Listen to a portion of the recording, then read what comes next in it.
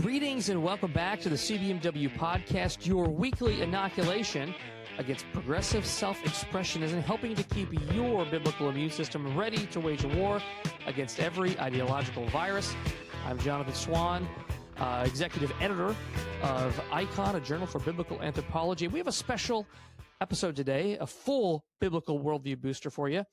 Here in just a minute, I'm going to turn the podcast over to CBW's president, Denny Burk. He'll be interviewing two special guests, Melton and Lig and Duncan. Let me give you a quick introduction to those guys.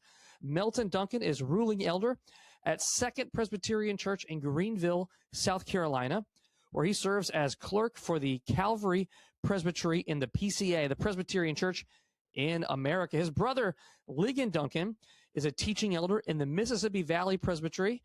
He served as moderator of the 32nd General Assembly of the PCA, their annual business meeting, and is the chancellor and CEO of Reformed Theological Seminary. Lig's also a longtime supporter of CBMW, and he currently serves on our board of directors. Now, we're having these brothers on the podcast to talk about some important matters going on in the PCA related to complementarianism, and specifically the question of female ordination to the office of deacon. You'll hear also about CBMW's Nashville Danvers Statements, how they're making an impact, playing a role in PCA discussions. Also, Denny tries to usurp the authority of the PCA to become the moderator, so you're not going to want to miss that. We hope you enjoy the interview. Without any further delay, I'm going to pass it off to Denny Burk. Mel and Lig, welcome to the CBMW Podcast. I am so very grateful for both of you and for y'all taking time to educate our listeners on what is going on in the Presbyterian Church in America with regard to complementarianism. I just want to say personally, I am very thankful for the PCA. Little known thing, don't tell anybody I'm a Baptist, but I used to go to a PCA church for a time in Dallas, Texas, Park City's Presbyterian Church. Wow. And so PCA's had a legacy in my own life. It's had a legacy in American evangelical life. We are so grateful for it. The 53rd General Assembly of the Presbyterian Church in America is scheduled to meet right here where I am, not where you are, but where I am in Louisville, Kentucky, next month. And I wanted to spend some time talking to you in particular about an overture that Mel has moved through the Calvary Presbytery in South Carolina. And for all of our non-PCA listeners, an overture is like a motion in a business meeting. It's how a presbytery or a session asks the entire PCA General Assembly to take some kind of a specific action. Now, if I didn't say that right, you can correct me here in a second, but I want to give everybody, and we're going to start using the word overture over and over, but what we mean by that is it's like a motion. And so, Lig here, we're so grateful for you to be here. Mel, you're here. And Mel and his presbytery have moved that the PCA General Assembly declare the Danvers Statement as a biblically faithful declaration. Now, Mel, most of our listeners know what the Danvers Statement is, but some of them maybe don't. Maybe this is the first time they're listening in. So tell us briefly about what the Danvers Statement is and why your session is presenting this overture to the PCA. Well, Denny, first of all, thank you. It's so good to be with you. We're so appreciative of the ministry of CBMW. We're so excited as a PCA church and as a PCA General Assembly to be in Louisville with our Southern Baptist friends. We love our friends at Southern Seminary and, of course, our friends at CBMW. And I hope you and I get to renew the ties that bind this summer as well in Kentucky. Yes. I'm a ruling elder in a faithful PCA church, a Bible-believing, gospel-loving PCA church in Greenville, South Carolina. And we love complementarianism. And that was one of the parts of the story that brought the PCA together some 5 decades ago. We believed in male-only leadership as part of our commitment to many other things that brought the PCA together. And one of the tension points in the life of our church, and I think we've seen it across evangelical churches, is this tension point between egalitarian and complementarian conversations, discussions, debates, and it's happened in the Southern Baptist Convention, and it's happening within the PCA around the conversation around the diaconate. And so for about a generation, the PCA has had a conversation about the role of women within the life of the church. And so in the last 10 years, particularly, there have been formal overtures, and you've already done a very good job for your listeners to explain the process of how our book of church order, and maybe I should just go back and start with that a little bit. We have a binding book of church order. I always keep mine very near me. Being a clerk of a presbytery, I live in Oh, there you go. this little book. It's called the Book of Church Order, and this is the rule book that kind of unites our book, our church together. All of our local sessions and our presbyteries agree to follow the rules in this book, and so a lot of our general assemblies are spent talking about what are the rules that govern our churches. And so one of the things that we're going to talk about this year, and that we've been talking about intentionally the last decade, is should we change, modify, adjust, broaden our rules so that we could allow a greater role for women within the office of the diaconate. And as part of that discussion, there's even been recommendations from some presbyteries and some individuals' sessions to change the nature of the office of deacon. And so that's why our session thought, before we get into this discussion of changing the meaning of deacon as the PCA understand it, maybe we should revisit our first principles. And CBMW a generation ago with the Danvers Statement did such a good job of defining complementarianism for the churches. We thought it would be a good idea to put this in front of the PCA and remind us. The PCA, like many churches, have used the word complementarian to define ourselves. And we thought it would be good for the PCA to be reminded of this.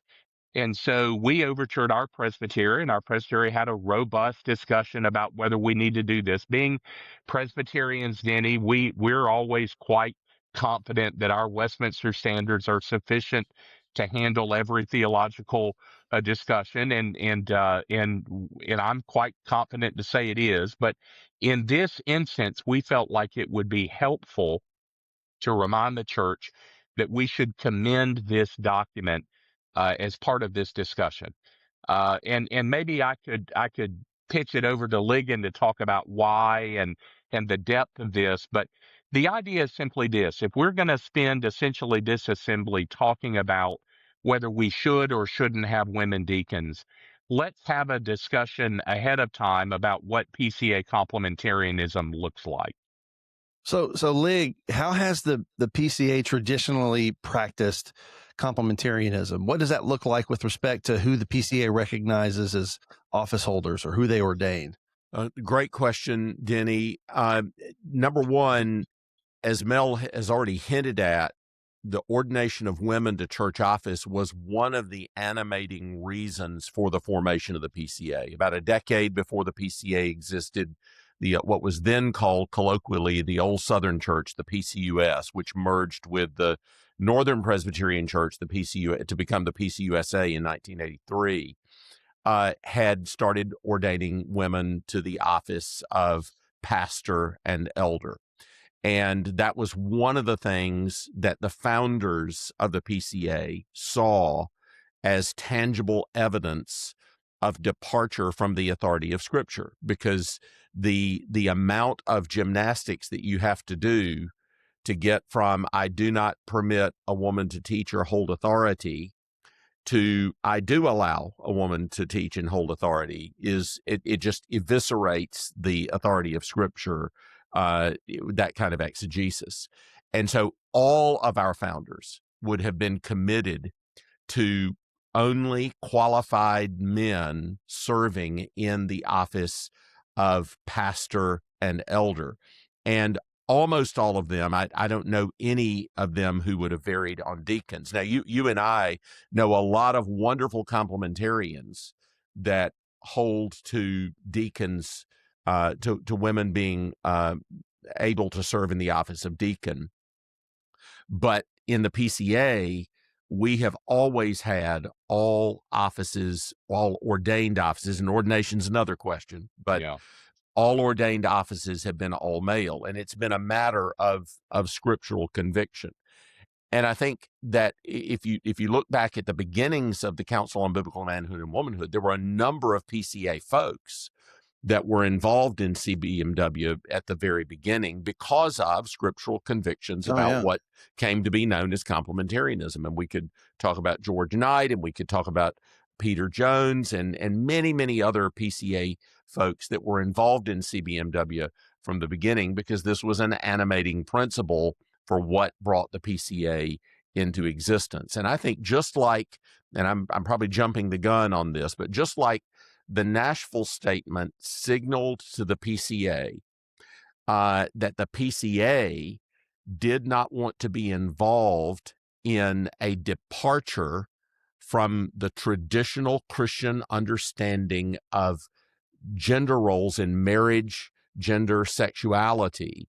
So also Danvers signaled that the PCA wanted to hold what almost the whole of Christendom had held for 1,850 years. I mean, you have to get into the middle of the 19th century before anybody ordains a woman to the pastoral office, which is probably why it's not explicitly in Westminster, right? And of course, that really doesn't catch speed in American mainline Protestantism until the mid 20th century. And so it's really in the 1950s and 60s that you see mainline Protestant denominations making these moves. Interestingly, all of those denominations are dying right now.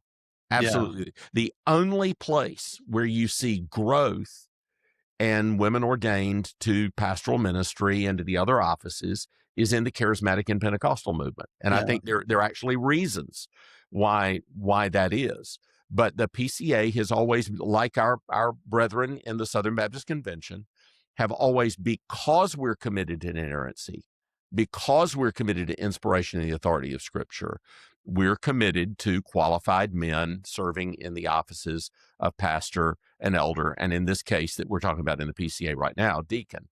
So let me come in here, and from the perspective of somebody who's not in the PCA, and I'm a Baptist. You got a lot of people who may be listening to this who are, some kind of independent church that's Baptist-y or Baptistic, and they'll have, there are a number of churches in the in both of those contexts where you'll find churches that have female deacons, and in those churches, what they'll argue is, I say those churches because we actually don't have female deacons in my church. I'm in my Baptist church. But there are a lot of churches that would say that it's just fine because it's just an office of service. But there seems to be something in particular within Presbyterianism having to do with ordination that makes this different. Is that correct? Yes, I think that's true, because ordination, and Mel can elaborate on this from the standpoint both of the Book of Church Order and Presbyterian history. Ordination inherently carries with it the vesting of authority for the exercise of a function. Yeah, and the PCA from day one has said, and there are variations of this, and there are tendencies within the PCA, but we're committed to being a two-office church, and that means we believe that in the PCA's view, and we understand that brethren watching and listening may differ, but we believe that there are two offices. There are elders and there are deacons, and because of that, we believe there is within the diaconate authority, and because of that, we ordain, and because of that, there shall not be women as deacons within the PCA. Now, that doesn't believe that does not mean that the PCA doesn't believe there isn't a vital role for women. And as you listen to this, don't hear Ligon and I and the entire PCA saying that to the contrary. No, we have a vital estimation, as does the CBMW, a vital commitment to women in ministry. And no one who does ministry, everyone who does ministry, I should say, understands that women have to be at the very heart of church ministry. But in the context of ordained church ministry within the life of the PCA, this is a debate going on. And we believe Danvers speaks to that debate. We actually believe that within the context of the PCA's understanding of the Bible, that the PCA will flourish with a complementarian understanding of the roles within the church. So there was, I was looking at this other overture. So you're doing an overture advancing the Danvers Statement to frame the larger discussion that you're having over the diaconate. Right. There's this other overture, overture 37, which is, it's basically, it says here, it's an overture to amend your BCO to allow women to serve as ordained deacons.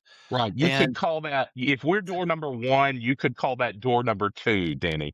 Yeah, well, it's the exact opposite direction. So I'm looking at behind door number 2, and there was 2 interesting things here that, I would say is different from the way I see the diaconate playing out in churches that I'm familiar with that are complementarian. Right. Because in this, I just want to read 2 things from it, okay? And you can help me with this. But this is from the overture to have female deacons. It says that they want to amend the BCO so that in one section it'll say, this person shall be examined in Christian experience, personal character, and family management based on the qualifications set out in 1 Timothy 3:1-7 and Titus 1:6-9, which I thought was interesting because it removed the masculine pronoun from that. Right. But that seems to be dealing with an elder or a man who's, I don't know why would you do that? Like, why on a thing that has to do with deacons, why are you taking off a masculine pronoun from these elder qualifications in 1 Timothy 3:1-7? And then if you say, well, we meant that to be for deacons. Well, if you're bringing in female deacons, are you saying that they have to be responsible for family management? So that was kind of strange to me. The other one was there's another section where it says, it's talking about the vow that a person entering into ordained office has to take. And then the members of the church take a vow. Right. Do you members of this church acknowledge and receive this person, according to the amended language, as a ruling elder or deacon? And do you promise to yield all that honor, encouragement, and obedience in the Lord to which such office is entitled? And I'm just saying, okay, it seems to be the church is saying that they're going to give a certain amount of obedience to this office because it says elder or deacon. Am I reading this wrong? In other words, it seems like even within their own overture, that's an internal tension with any kind of complementarianism because it's conceiving of the office as having some kind of authority vested in it. Now, there may be churches out there, amongst the Baptists and the independent churches like I know of, where that's not the case at all. The way that they practice the office of deacon has no authority in it, but this sounds like it does, even within their own overture. You're pointing out that the language of our Book of Church Order implies a masculine office, and there are implications to when you simply make the office gender neutral or sex neutral. It's going to have a necessary literary train wreck quality throughout the book that maybe the author of this overture hasn't thought through. I think that what Ligon touched on, that we actually do believe, and this may be different than some Baptist churches on this, we actually do believe that the office of the diaconate has some sort of authority in it. And that's why in the vows in the PCA, congregations do pledge to the degree that the office of deacon has office of authority, that you do honor deacons with the authority due to them. And that's why it's another reason why it would perhaps be unwise to make this office open to women, because it would seemingly be unwise to do that. If I could underline something, I think it's not just that our vow structure assumes qualified males occupying the office. It assumes authority inherently part of church office. The English word office is just based on the Latin word officio, which translates the Greek word for work. So when the New Testament describes the function of an elder or a deacon, it talks about the work that they are doing. And in the Presbyterian tradition, there is inherent authority in that work, which is interestingly why when the Greek term diakonisa was first deployed, it was not deployed to mean women deacons, but female assistants to the deacons in the early church. Chuck Hill has shown this very conclusively. And by the way, everybody, if you're trying to think through the history of women in the diaconate, I cannot too highly commend you Bob Cara's article on that subject, which was written for the ARP study committee on this matter. And the ARPs have had women deacons for about 100 years now. But they're a very strongly complement. It's in the RTS Faith and Practice Journal, which you can get online for free. So if you go to RTS Faith and Practice and look at Bob Cara's article on the history of the diaconate, one of the things that Bob points out is that there is just no history of women serving in the diaconate in the Christian tradition. So it's really, really well done. And that goes all the way back to the very first usages of the term diaconisa. I had to be corrected on this by Chuck Hill after my debate with Tim Keller, because I made sort of this offhand comment that if Paul had wanted to talk about women deacons, he could have used the female version of the noun and talked about diaconisa. And Chuck Hill wrote me a kind note saying, "Oh, I really appreciated your discussion with Tim. But by the way, I want to make a point that the word that you used actually didn't exist as far as we know it for another 2 centuries after the Greek New Testament. And when it was used, it wasn't used for women deacons. It was used for women who assisted the deacons, which we all agree with. You need godly women working alongside of the deacons to do the ministry of the church. Praise God for those godly women that do that. But they weren't women deacons. They were women who were assisting the deacons. And so I think that our very vows in the PCA not only inherently entail complementarianism, but they inherently entail the idea that to be in church office, to be in charge of a work, is inherently authoritative. Yeah. And we want to follow the scriptures on the way that the Bible tells us that authority is to be exercised. Lig, since we're on this, how do you answer the arguments coming from the other side? Hey, we've got Phoebe in Romans 16:1, and then in 1 Timothy 3, we've got the women deacons there. Can you give us your quick, biblical response to that? Yeah, my quick answer is the majority of the church in all ages has not been persuaded by that exegesis. You show me B.B. Warfield, I'll show you 250 other scholars in the history of Christianity that don't agree with the exegesis. As you know, Denny, because you're a master of Greek New Testament, the Greek word that we translate as deacon most often is used in a generic way in the New Testament for indicating servant, because servant is such an important idea in Christianity. All of us are servants of the Lord. If you become a Christian, as that great theologian Bob Dylan once said, you may serve the devil or you may serve the Lord, but you all got to serve somebody. So all of us as Christians know that service is at the very heart of what we are. We are servants of the Lord. And sometimes even stronger language will be used, that we're bond slaves of the Lord in the New Testament. And so the majority of the church does not believe that those terms are technical designations of the office of the deacon, but are rather people that are serving the church, which we all do, men, women, boys, and girls. If you have rested and trusted in Christ alone as he is offered in the gospel, you are his joyful, willing servant. Yeah, the vast majority of the uses of diakonos, which is not an uncommon word, the vast majority of the uses are just talking about a servant in general, not an office. And there's only, 2 or 3 uses that are clearly referring to an office. And, so the argument then would be, well, where does Phoebe fall? I think she probably falls in the vast majority. Like the other use is just some sort of a servant. What about First Timothy 3? Well, once again, in that passage, the trick is, is it referring to wives of deacons, or is it referring to the women who serve the deacons there, and the parallel again to the immediately preceding passage with regard to elders. I think I incline to it's talking about the wives of the deacons there.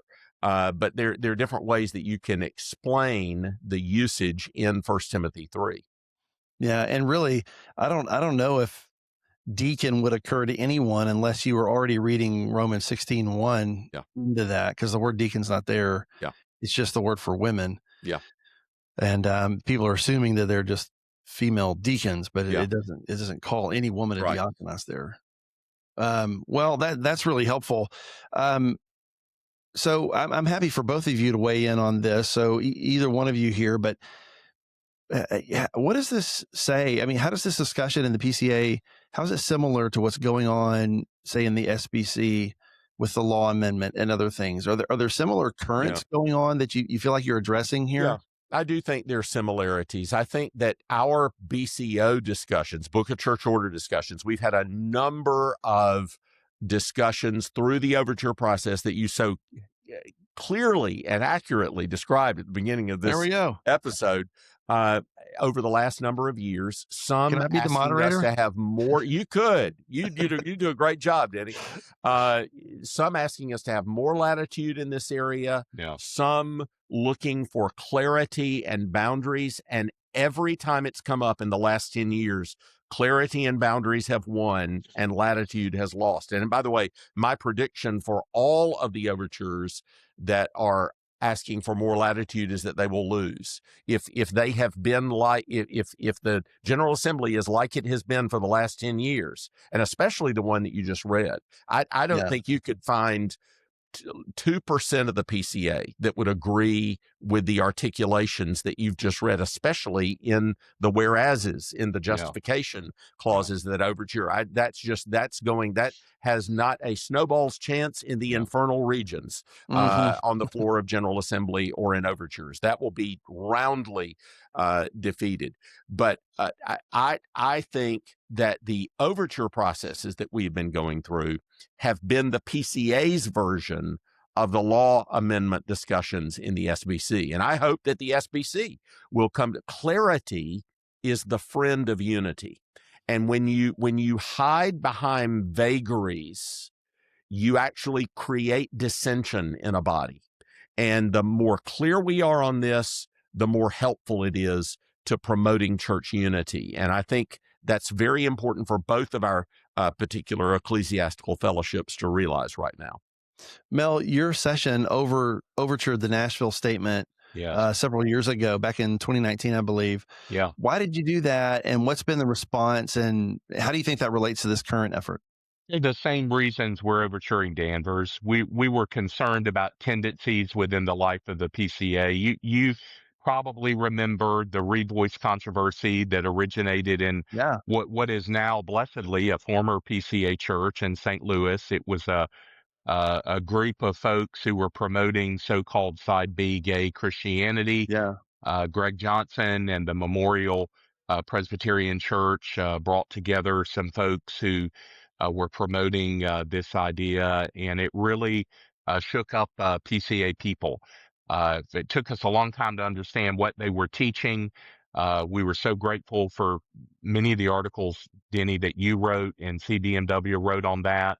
CBMW was very helpful in helping PCA people understand what Side B gay Christianity was about. And when this discussion hit the mainstream of the PCA, our session looked around and realized CBMW has actually, through the Nashville Statement, put together what we called a very Catholic kind of document, meaning a very broad universal consensus statement that would be very helpful in helping the PCA immediately respond to revoice.